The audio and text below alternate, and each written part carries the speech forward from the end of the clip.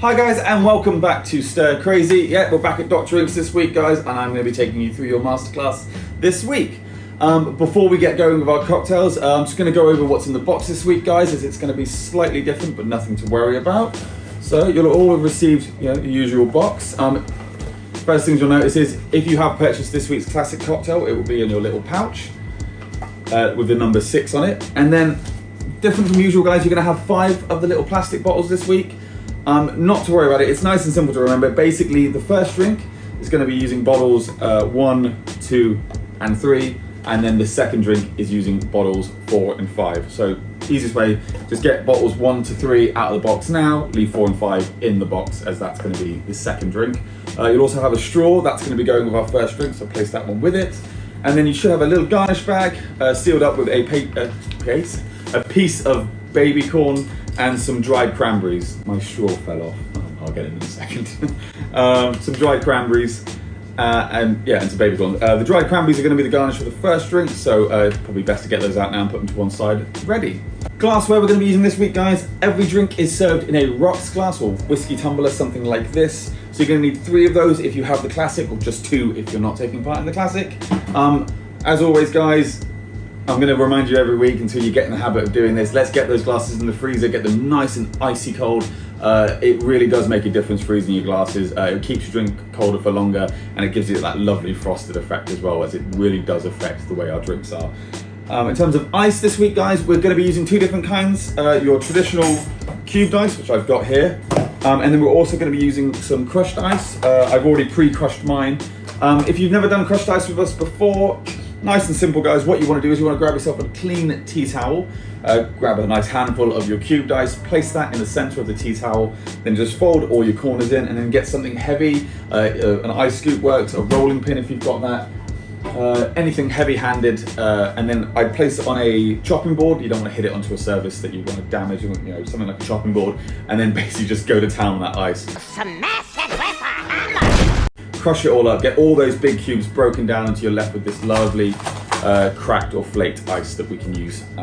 That's going to be in our first drink.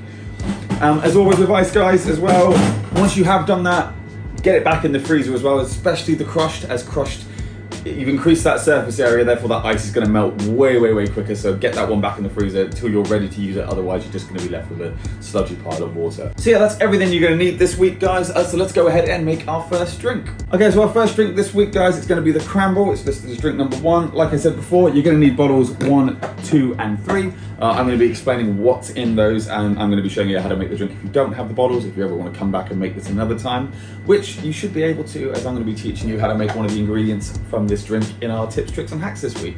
It's going to be a shaking drink, guys, so make sure you grab yourself a shaker set. Obviously, if you still don't have a shaker, or if you haven't got your hands on a shaker, as always, any sealable container you can get your hands on will work absolutely fine. Anything you can get some a nice seal around and give it a good shake will work brilliantly. You're going to need some cubed ice for shaking with, and some crushed ice for the glass. And you're going to be using your rocks glass. Mine's in the freezer. I'm going to leave it there till I need it, just to make sure it's keeping nice and cold. For this drink, like I said, you can use bottles 1, 2, and 3. 3 we're not going to be using till the end, so put that to one side. We're only going to be shaking bottles 1 and 2, so make sure you don't add bottle 3 to your shaker. So, nice and simple, I'm going to add what is in bottle 1 to my shaker now, and nice and simple, guys, it is a double measure of Aviation gin. That's all that is in bottle number 1, just 50 ml of Aviation gin. So you can go ahead and add that into your shaker now. I did have the bottle of Aviation gin ready to go, and then prior to filming, I was running around as always like a blue-ass spy, trying to get ready, and my big old elbow decided to just take it right off the bar, and it will be forever in our hearts as it's no longer with us. Don't worry, I had some lying around in some spare bottles, so yeah, 50 ml of Aviation gin straight into your shaker. Then in bottle number 2, what we have is a combination of some lemon cordial, which is literally just a classic lemon cordial that we've made here, and some sugar syrup as well, just for some sweetener. So we're going to add that into our shaker now. It's literally a ratio of about 25 ml cordial to 5 ml sugar syrup, as we wanted it to be citric and not too sweet. So all in all, we've got 30 ml going into our shaker. And that's it for what we're going to be putting in the shaker and shaking up, guys. At this moment, we're going to ice up my shaker, and we're also going to ice up our glass with our crushed ice. Reason we do this, guys, is it's going to help keep that glass nice and cold, and it's going to sort of temper the ice a little bit. And also, it's going to slowly start to, oh, being quite messy with my ice there. It's going to slowly start to melt a little bit, and we kind of want that with this drink, as there's not a huge amount of volume going into the shaken element of this drink, so we want some of that ice to come in and help dilute the drink a little bit, lengthening it a little bit. So now we've added some crushed ice to our glass. Now let's add some cubed ice to our shaker. So with this one, guys, we don't want to add too much ice because, like I said, while there is a decent volume of liquid in there, we want to dilute it. We want to lengthen it a little bit more. So make sure you don't add more than sort of 3 or 4 cubes of ice into your shaker. So that's what I'm going to add now.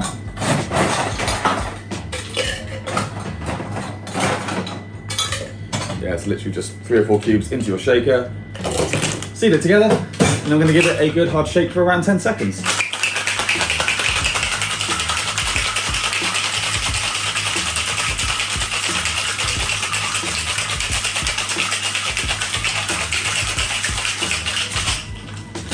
Once that's nice and cold, give it a good crack, remove your shaker parts, and then we're just going to grab a strainer, guys. I've got one just here. And as we're serving it over crushed ice, don't worry about trying to fine strain this. We can just put the liquid straight in, because if there is little shards of ice, it's not going to make too much of a difference. There you go. That's the sort of volume you're going to be wanting to look, guys. You want a little bit left on the top, because we're going to be adding another element to this drink. But yeah, you want that sort of lengthening you're looking for. If you find it's not quite got there, maybe just give it another quick shake, or maybe just give that a nice stir to dilute it a little bit further, increase the volume. So now we're going to grab bottle number 3, and this is our sour cranberry cordial. Like I said before, guys, we're going to be showing you how to make this in this week's tips, tricks, and hacks. So yeah, basically all you need to do, guys, is just crack the lid on your cranberry cordial, and we're just going to drizzle this over the top to create a bleed effect. If you are making this another time and you've come back to this one, just grab a measurer, and we want to measure out about 15 ml. And then we're just going to add that to the top of our drink, like so, create this lovely bleeding effect. And then all that's left to do is garnish it with some dried cranberries. Place those on the top of the glass, and then whack your straw in as well. Forgot I left my straw on the floor. And yeah, just going to place that on the side of our glass. And that is how we make our first drink, guys, our cramble. Cheers. So yeah, hope you're enjoying this one, guys. I certainly am. I've even had quite a few sips in between these takes. So yeah, this drink was created by a legend of the bartending world by the name of Dick Bradsell, who was really, really influential throughout the 80s and 90s. We've talked about him a few times. He created the espresso martini. As well as that, he created this drink, the Bramble. So the drink was created around the sort of mid-80s when Dick was working at Fred's Club in Soho. In Dick's own words, he wanted to create what he considered to be a truly British cocktail. Why? He says he can't remember. He just wanted to create a really truly British cocktail. And he admits that he immediately failed at this because instead of a sour cranberry liqueur, the original drink had creme de mure or blackberry liqueur, and he couldn't source a suitable British one. He couldn't find one made in sort of the UK that was as good as the ones you could get from somewhere like France. And also he used lemon, which I don't know if you've ever looked, there's not many lemon fields in England. Go somewhere hot like Amalfi in Italy, you'll find plenty. In England, not so much. The name literally comes from blackberries are grown, the hedgerow that blackberries are grown on is literally called a bramble. So, you know, there's not a huge leap there. That's why it's called a bramble, because it contains blackberry, the original drink. And the success of this drink, really, when you break it down to it, is on its simplicity. In its basic form, it's a gin sour. That's what it is. And it's sort of flavored with blackberries, essentially. When you think about it, it's like a boozy botanical Ribena. That's the nicest way I always think of this drink, and that's sort of what I thought of the first time I made this drink and tried it. And even in terms of sours, it's super simple. We've talked about sours and shown them a few times, and we did a masterclass on them. And sours can vary to these things where you've got like whiskey sours with egg white, where they're foamed, whereas this is super, super simple. Like we said, it was just that gin and lemon and sugar that we shook straight up, and we just added we added sour cranberry over it. So it's comparable to something like the Brazilian classic Caipirinha, which was just as simple as cachaça, lime, and sugar. you know, it just goes that little step further by adding the mûr, which is sort of what Dick means when he said he flavoured it with blackberry, but it's a very, very simple drink, and I think that's what's so effective about it. So in the creation of this drink and the history of it, one of Dick's signature moves and what gained him his reputation in the sort of 80s and 90s was his use of fresh citrus. The 80s, as we spoke about, was a time when we called it the disco drink era, and the drinks were bright, colourful, sweet. Things like sour mixes existed. People weren't using fresh citrus anymore. They couldn't be asked to store fresh citrus, so they would buy these sour mixes, these bottles of sort of sweet and sour thing that they would add to a cocktail and shake it up that way. And they were very artificial. They were shelf stable. You know, you could leave it out in the sort of open air and it'd be absolutely fine. So they weren't fresh. They didn't have that fresh sort of zestiness that we want from citrus. So this is one of the things that gave sort of Dick his reputation and led to him sort of being a pioneer in bringing back the craft cocktail movement. You know, thanks to his work in the 80s and 90s. And guys like Salvatore Calabrese, these guys were pioneers in bringing back the old school way of making drinks, using fresh ingredients, using good quality ice and good quality spirit.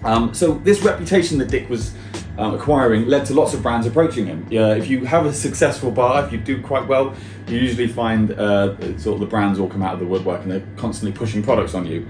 And most of the time Dick would sort of shove them back unless it was something he really wanted to use. The story goes, two chaps approached him that were importing French products, such as things like Armagnac, Calvados, cognac, and some liqueurs as well. As we know, lots of sweet, sugary liqueurs, your crèmes, come from France. Dick decided to go through a few of their portfolio, and he tried their crème de mûr, and he had what's known as his Madeleine moment, or his sort of like, it triggered a memory for him. He sort of took him back to his childhood on the Isle of Wight when he was sort of would go picking and foraging for blackberries. And this is a big thing for bartenders. Childhood memories of flavours and aromas, they're quite strong influences for us. And when we make a drink, it's usually those sorts of things. We have a trigger moment with something that we usually inspire a drink for us. And this was sort of Dick's Madeleine moment, was trying this crème de mûr. At the time, he was using fresh citrus. That was known for Fred's Bar, and obviously he was quite a big fan of gin. Vodka hadn't quite taken on yet, so in terms of white spirits, he was using gin. So essentially, he started experimenting with gin, lemon, and sugar, his sour format, and experimenting with the liqueur to see what he could create. After a few failed cocktails, he tried to shake it and serve it in a martini, sort of, white lady style and things like that. It didn't really quite work, so in the end, he settled on this style, which I'm kind of going to call like a Caipirinha style. As that's the closest drink I can compare it to, even though that's a cachaça-based cocktail, which is gin. So yeah, this is sort of what we ended up with this rocks glass and this crushed ice serve. Now, talk to anyone that knew Dick. He was known for his attention to detail. He was quite notorious for the specification of his cocktails, and this drink was no exception. The specification of which ingredients to use and how to use them, they go right down to the glass that he wanted it served in, specifically a sort of old-fashioned glass, double old-fashioned glass, or a whiskey glass, rocks glass, and even the kind of ice. Now, I've kind of broken Dick's rules in this, as I've used cracked ice, as we've made this crushed ice ourselves, rather than true crushed ice from a machine. There was a restaurant next door that were making crushed ice that they would put their fresh seafood on, so Dick went to them and used their crushed ice machine. So he specified that it has to be crushed ice. And this detail was even down to the base spirit. He would claim whilst a vodka-based Bramble was apt enough to please him, it loses a lot of the drink's subtlety and flavour. And he even insisted on, if people insist on doing it, they should come up with their own bloody name. So he was quite, not precious, he was quite, he was proud of his drinks and he wanted them made the way he wanted them to be served. But when it came to the original drink, my favourite element of it is its garnish, because up until this point, whilst it was quite a simple drink, quite a simple format, Dick took a lot of care to the balance of each ingredient and how they came together. He made sure that balance was right, and so the drink would work, right down to the ice and glass, as we know. When it came down to the garnish, he used fresh raspberries. Why? Because he didn't have any blackberries and fruit wasn't as easy to get in those days, So yes, you've got all this attention to detail, and then right at the end he used fresh raspberries purely because he just couldn't get his hands on any blackberries. Now for our version, it's exactly the same, except we swapped out our classic crème de mûr for a sour cranberry liqueur that we've made ourselves. And like I said, guys, I'm going to be showing you how to make this in our tips, tricks and hacks. So hold steady and I will explain how we made that. Why cranberry? Well, it's as simple as answer as why Dick used raspberries in his garnish.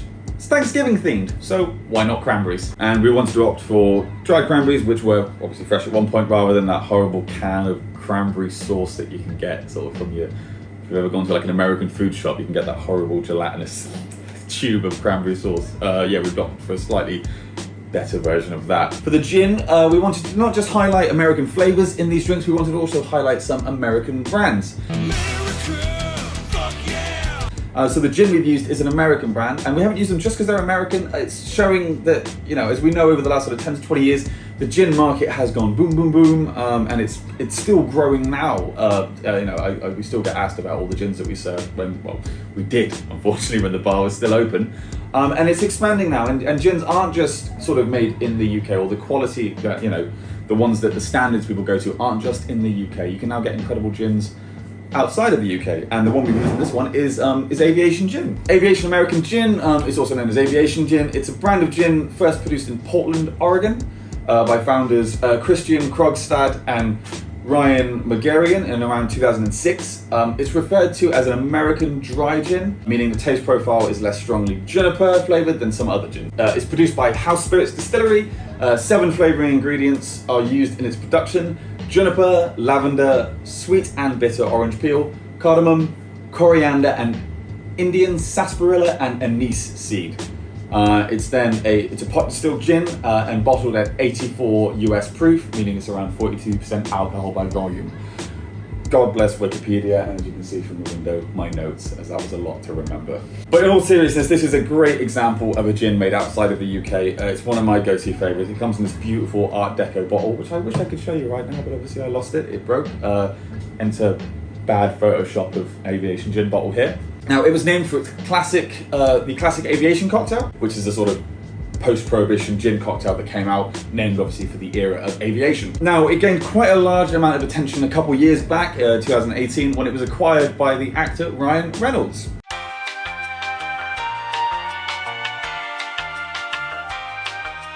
I've loved the brand since Ryan Reynolds took over it. I'm a massive Marvel nerd, so I love Ryan Reynolds movies. And his promo ads for this gin are some of my favourite booze ads I've ever seen for a company. So I do encourage you to go, please watch them, they are hilarious. And if that doesn't convince you to buy a bottle of this gin, this cocktail definitely will. So yeah, it's just basically a nice, simple riff on a classic cocktail, guys. Just showing you how we don't have to go full American with everything that we do. Sometimes it's as simple as highlighting some of those brands that exist outside of the UK, and how you can just simply change one element of the cocktail to give it a completely different sort of approach and flavour. So yeah, without further ado, let's turn over to our tips, tricks and hacks, and I'm going to show you how to make the sour cranberry liqueur we used in this cocktail. So yeah guys, this week's tips, tricks and hacks, I'm going to be showing you how to hack your own homemade liqueurs. Super simple, guys. When I learned how to do this, it was an eye-opener for me, and I've sort of since then been making my own homemade liqueurs, as it's super simple to do, and it's as simple as just taking a neutral spirit, some sugar, and whatever flavour that you want in that liqueur. So this is what we're going to be doing, guys. For this, if you want to make this at home and do this yourself, you're going to need some basically just 3 simple ingredients. You're going to need some vodka or neutral spirit. We can't really get true neutral spirit. If you go to somewhere like America, you can get this thing called Everclear, which is real neutral spirit, high proof. So that's really good for making liqueurs, as it's basically no flavour whatsoever. Next best thing we can use in the UK, we can use some vodka. So we've got some neutral vodka here. Sugar syrup, as liqueurs are sweetened alcohol essentially, so we need some sugar syrup. I've got that here. We're going to be doing those in equal parts, guys. So 250 grams of sugar syrup, 250 grams of vodka. Yes, I said grams. I'll explain why in a second. And then whatever you need to flavour that liqueur with. Obviously, we're going for cranberries, so I've got around 50 to 100 grams of dried cranberries here. Very simply, guys, what we're going to do is we're going to combine all of these ingredients into a mason jar. Mason jar, not mason. Mason jar. And then we're going to let these sit for around 2 weeks. So we're going to add our vodka and sugar syrup in there. The reason I said grams, not mils, when I was talking about the measurements, is whenever I measure things out, I usually use a scale. Just because it's a little bit more accurate than eyeing things up on a measuring jug. And I found sometimes measuring jugs can slightly vary jug to jug as well. So the most accurate way I've found to measure things out is do everything on the same scale, and you'll normally get quite an accurate readout. So 250 grams or mils of vodka going into our mason jar. So obviously this is full 40% vodka, so this is the reason we're adding the sugar syrup in, as most of the time liqueurs, unless we're talking about things such as, I'm got it on the shelf right now, but Cointreau or other things like that, and our Antro Raised liqueur as well, they're full 40% liqueurs. As Paddy would have explained, the reason they're called liqueurs is because of the sugar content, not necessarily the booze content, but we don't want this one to be that full 40%, so we're going to add sugar syrup to dilute it down.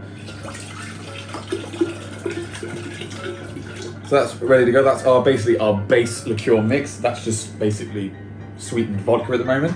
Now we want to add what flavour we want, so we're going to be adding in our dried cranberries. Like I said, this is around 50 to 100 grams of dried cranberries. Going to add that in. And make sure you have a mason jar that has a nice seal on it, because what we're going to be doing, guys, is sealing this one up, and we're going to give it a little shake. Just get that vodka and sugar syrup mixed together, as obviously the sugar syrup is going to be slightly denser than the vodka, so it won't immediately mix perfectly together. So just give it a good shake, get those ingredients working together. And now we're going to leave it for around 2 weeks. This means if you get going today, you'll have this cranberry, or even next week, you'll have this cranberry liqueur in time for Christmas. So I do encourage you to have a go and get going with this one, guys. 2 weeks later. And once you've left it for 2 weeks, you'll be left with something that looks sort of around this.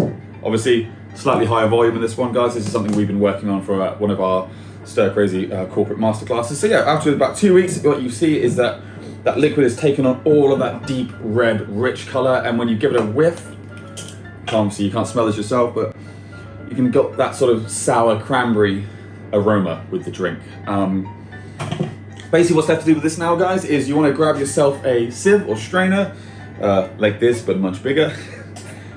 Place that over a container, and basically you want to strain out all these cranberries. Now, as you've left it for a couple of weeks, some of those cranberries may have broken down a little bit, leaving you with some tiny solids that will make it through your sieve. If you want it nice and crystal clear, no solids left in there, just place a muslin cloth or a clean tea towel, as long as you're okay with it getting stained, in your sieve first of all, and pour it through. If you do opt for the muslin cloth or the clean tea towel, it will take a little bit longer, guys, so have some patience with this one, as it's a smaller, finer holes for the liquid to get through, so just be patient with that one. But what you will be left with is a lovely crystal clear liqueur.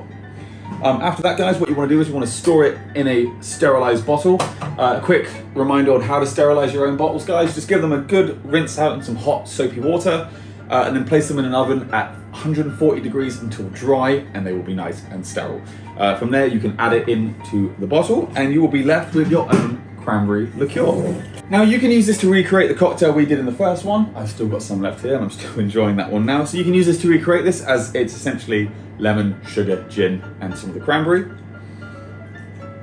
Or if you want to, you can experiment with your own cocktails. I know Christmas is coming up, and I take part in this sort of Christmas morning tradition of, you know, your classic Bucks Fizz, your orange juice, and your champagne, Prosecco.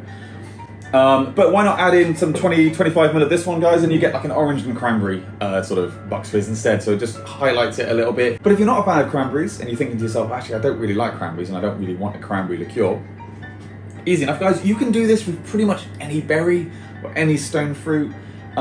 It's just, you're taking that sort of liqueur base and you're flavouring it. You're infusing it with whatever flavour you want into that. You can do this with all sorts of things. So I've done it with strawberries, raspberries, rhubarb. Even if you like your things a bit more sort of like confectionery, get something like cacao nibs and you'll have a chocolate liqueur, like a creme de cacao. The possibilities are pretty much endless. So yeah, have a go, guys, have some fun with it. Like I said, if you get going right now or next week, you'll have it in time for Christmas as well, and you'll be able to flex on all your friends, like showing them your homemade liqueurs. Go nuts, try a few different ones.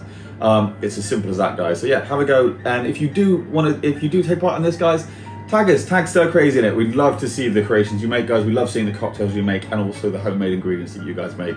So yeah, have a good laugh. And if you do have any questions regarding making these one, guys, just drop a message to our Instagram page and I'll be more than happy to talk you through some tips and tricks around it. But that's enough for me about how to make liqueurs. Let's make our midweek classic. Okay, guys, let's make this week's classic. Now, we are technically breaking the rules a little bit with this week's classic, as we're making a tiny twist on the classic cocktail that we're making this week. So we are making an old-fashioned this week, guys, but we're not making a traditional old-fashioned. We swapped our classic Angostura bitters soaked sugar cube for some maple syrup to make a sort of more wintry version of this cocktail. Now, to all people who have purchased your classic, hopefully you have your pouch chilling in your fridge per my instructions, and it's ready to go, nice and cold. If you haven't, what are you doing? It's literally £4 to add it to your box, guys. It's cheaper than a pint of beer. I know everyone compares everything to a pint of beer now, but it's literally so cheap, guys. It's £4 added to your box. I cannot stress how good value for money this is. So just do it. Add it to the subscription, like your Netflix subscription. You forget about it. It's just £4 and it just goes. It's easy. It's cheaper than a coffee. Now, if you want to make this drink and you're scrambling around right now to see if you've got the ingredients, what you're going to need, guys, if you did want to take part and you don't have the pouch, is you're going to need some good quality American bourbon. I'm using Buffalo Trace this week. Some maple syrup, ideally grade A, but don't worry if you've only just got the sort of, the cheaper stuff, that's absolutely fine. Some Angostura bitters and some orange bitters. If you just have Ango, don't worry, you can get away with just using that one. But if you've got both, even better. Now you can stir this cocktail, guys, down in a mixing glass. If you're going to be serving it over a nice big cube of ice, if you want to learn how to make those, go back a couple of weeks to my Mezcal masterclass and I showed you how to make big blocks of cubed ice. Otherwise, guys, you just want to grab your rocks glass, fill it with some cubed ice, and we're going to stir the drink down in the glass. But super simple, guys. What we're going to do is we're going to grab our rocks glass and we're going to add 60 milliliters of good quality American bourbon. And now we're going to add 10 ml of maple syrup. Like I said, high grade stuff's really, really good, but don't worry if you can't get the high grade stuff. But, now we only want to add 10 ml, guys, because maple syrup's going to be a lot sweeter than using normal sugar as well, so we don't want to add too much in there, otherwise it's going to over sweeten the drink and we're going to lose some of the subtlety of it. So just 10 ml. If you don't have anything that you can measure 10 ml in, it's about sort of 2 bar spoons, so it's sort of like you're looking around that sort of size spoon. 2 of those will be roughly around 10 ml. And now we're going to do a dash each of Angostura bitters and orange bitters. That's it, guys. It's as simple as that. It's just 3 ingredients, well 4 if you count both kinds of bitters, and that's it. That's all we need to do to make the drink, guys. Now we're just going to add some ice and give it a good stir.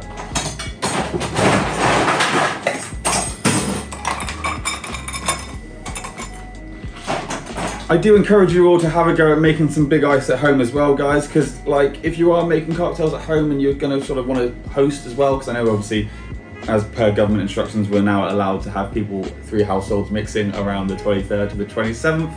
It's perfect time to make some cocktails for people, so you've got some time to prep for it, make some big ice, get some nice ingredients in like this, and just flex on all your friends. Show them how great your cocktails are. If they haven't taken part in Stir Crazy, you can be like, look at me, I'm a mixologist now.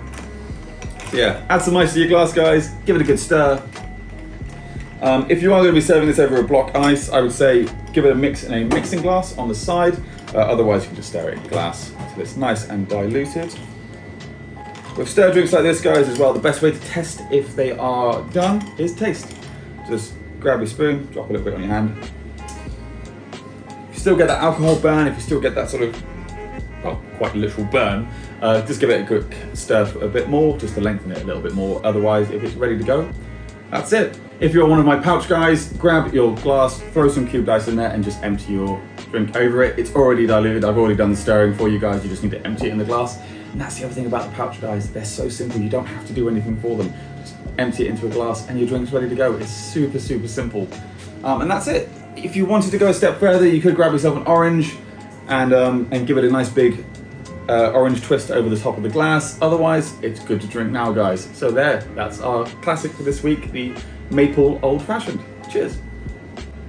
Now this drink, super simple, guys. It's considered one of the oldest styles of cocktail. It just follows a simple formula of spirit, sweetener, and bitters. That's it. It's that sort of, if you think of it like a pie chart, it's majority of it's going to be your spirit. That's the heavy element of this one, and then you're just flavoring that spirit with bitters and sugar. And this drink has been replicated, if not hundreds, thousands of times. It's a drink near and dear to my heart. It's the drink that I first learned how to make when I first got into bartending. It was simple as I was obsessed with the ABC show Mad Men, and I thought if I drank old fashions, I would be as cool as Don Draper, and people think I would be really cool. Old fashions, they're really simple to make, guys, and there's so many different variants of them. We've done at least 3 of them already in these masterclasses. We did the Sazerac during Absinthe Week. During Mezcal Week, I showed you how to make the Oaxaca Old Fashioned, and then way back at the start of this, when we did the Rum Masterclass, we did the popcorn treacle, which was a Dr. Inks riff on a rum old fashioned. So it's super simple to make, guys, and pretty much every spirit category has their own twist on old fashioned. Sometimes as simple as just swapping out the bourbon for whatever spirit you want to. It's as simple as that, guys, but it's a super easy drink to make. You can opt for the sugar cube, which is the classic way of making this cocktail. I'd say don't bother. You're just going to waste time with stirring. You've got to stir the drink for like 10 minutes if you use a sugar cube. No one's got time for that. We're all after a drink after all. So just go for sugar syrup instead if you didn't want to use maple syrup. So yeah, we've covered cranberries. We've now covered maple syrup.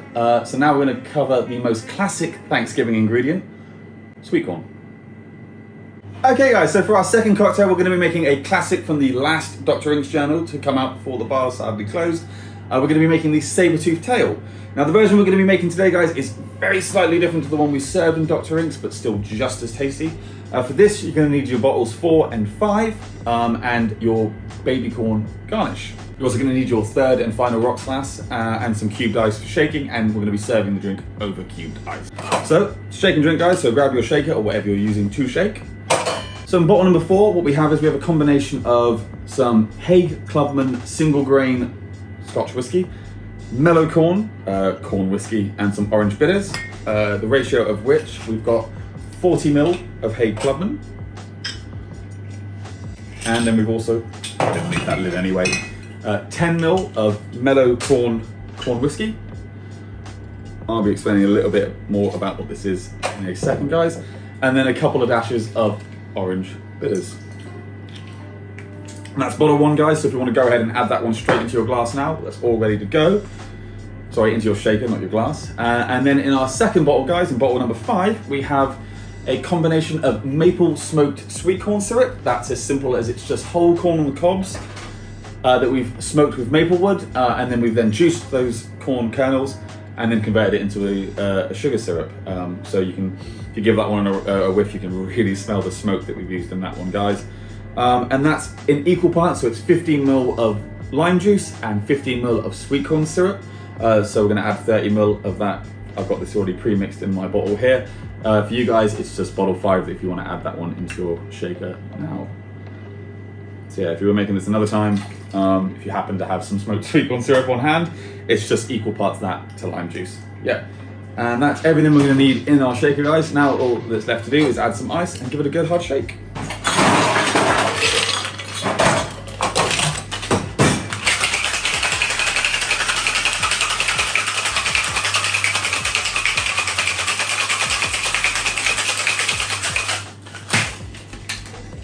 Ice and icy cold, guys. We're going to separate our shaker.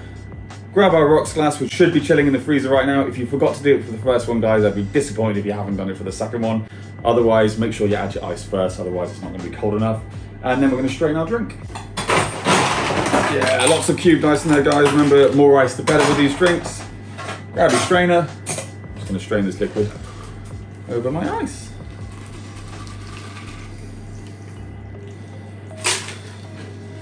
And you just want to grab your baby sweet corn, and we're going to place that one on the top of our glass. If you ever had this drink in Dr. Inks, guys, we used to grab a little blowtorch as well and just char the top of this drink just to release some of the aroma from the corn. You don't have to do that one if you don't want to, otherwise you can just use it as a simple garnish like that. And that's our second drink, guys, the saber-tooth tail. Cheers. So like I said before, guys, this drink was originally on our 5th journal from Dr. Inks, the last one we released before the bar unfortunately had to close down for COVID. And that menu was called the Gilded Herbarium of Natural Treasures. It was based all around the Natural History Museum, specifically the gilded ceiling found in the lobby of the Natural History Museum. So whenever we develop menus at Dr. Inks, we usually do quite a lot of research into them. Some of this research involves going to places, some of it is basically quite like a uni assignment. You're sat sort of in your room reading book after book after book on whatever topic we've decided to research. So for this one, we knew we wanted to do it on museums, so we took a trip up to London and we went around some of the museums, and we were in the Natural History Museum, and we knew we wanted to do a lot of the menu based around that specific museum.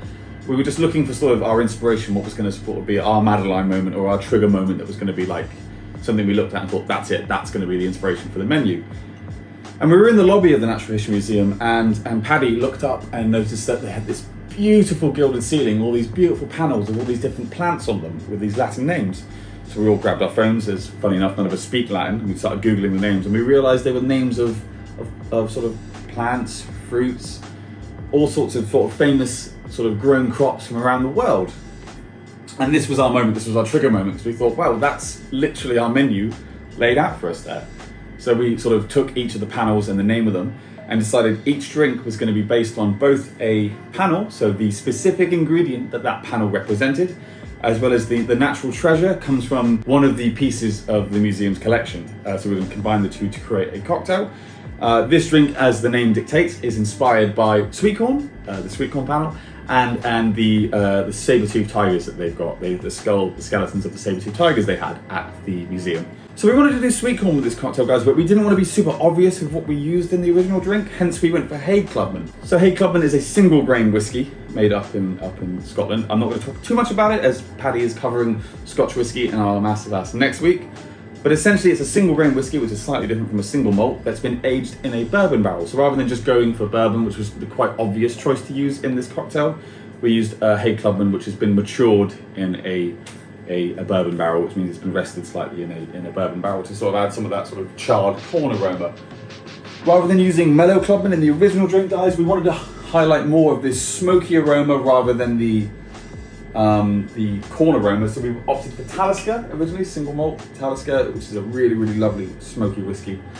But for this drink, instead of using Talisker, I've gone for Mellow Corn because I wanted to lean heavier into the corn side of the drink. So Mellow Corn is a corn whiskey, and it slightly differs from bourbon, which is also a whiskey produced from corn. So, corn whiskey, it's an American liquor, or alcohol, spirit, made from a mash being the process of mixing grains with water to ferment when you're making whiskies. And it's a mix of at least 80% corn, the other 20% can be made up of other different grains. And it's distilled to a maximum strength of around 160 proof, which is 80% alcohol by volume, ABV. This differs from like moonshine, which is quite commonly made from corn in the areas of sort of the southern states of America, because it uses a traditional mash method, and is subject to the tax and identity laws for alcohol under federal law in the US of A. Unlike other American whiskey styles, corn whiskey does not need wood aging at all. If aged, it must be in uncharred barrels or previously used oak barrels, and must be barreled at lower than 125 proof, 62.5% ABV. This is a big contrast to bourbon, which has to be made or aged, in a charred barrel. They take new oak barrels and literally char the inside of them when they're making bourbon. So whiskies produced in this manner and aged for at least 4 years can be designated bottled in bond, which you can see here on this label, if they meet the additional requirements. So bottled in bond is essentially a label applied to distilled beverages that meet a certain standard of practices in the US.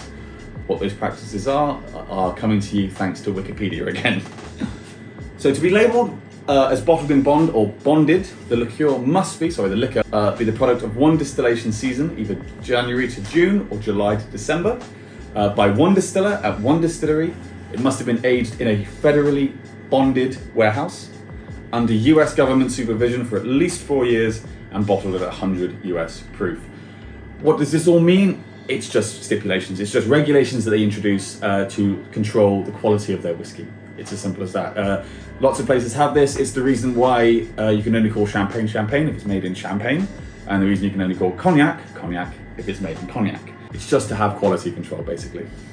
So this drink, in its simplest format, is an exploration into a whiskey sour, using corn as our sort of inspiration for the flavour and the ingredients used in it.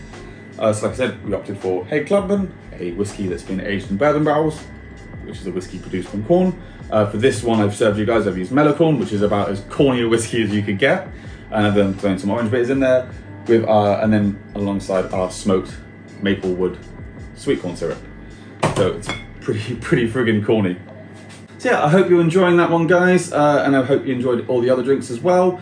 And that brings us to the end of this masterclass. I hope you've enjoyed all the drinks, and I'm relieved to find that we didn't hide turkey in any of them, because yeah, we weren't going to do a drink with turkey in it because no one wants that. In terms of things coming up, guys, our crackers that we were talking about for Christmas are available to purchase now. If you're not sure what they are, we've hinted at them a few times. Essentially what we've done, guys, is we've produced some Christmas crackers that you can purchase Each cracker has a single serve cocktail in them as well. We've got 6 available, all with different base spirits and all with their own sort of Christmas themed cocktail found within inside them. So they're on our website right now, guys, if you want to go ahead and purchase them. We're going to be shipping those out just in time for Christmas as well. Alongside that, our shop at Hululu in Timoth is still operating now. If you want to head down there now, guys, they've got a beautiful range of wines, spirits, some food treats that you can get your pantry stocked with just in time for Christmas as well, guys. You can also grab yourself a coffee while you're down there, as well as their cafe element is still open for takeaway. And then in terms of masterclasses, guys, we've got our Scotch whisky class coming up next week. Paddy has been on location in Scotland filming some masterclass videos for you as well, guys. So he's actually been up in Scotland filming some incredible Scotch whisky drinks. We've also got a guest star from Ali Reynolds, the Johnny Walker ambassador as well. So we've got some great treats next week. That is available to purchase now, guys. So please head to our website where you can purchase that box. And like I said, guys, classic cocktail, it's £4. Please add it to your box. It's super good value for money. Aside from that, stay safe, and I will see you all very, very soon. Thank you.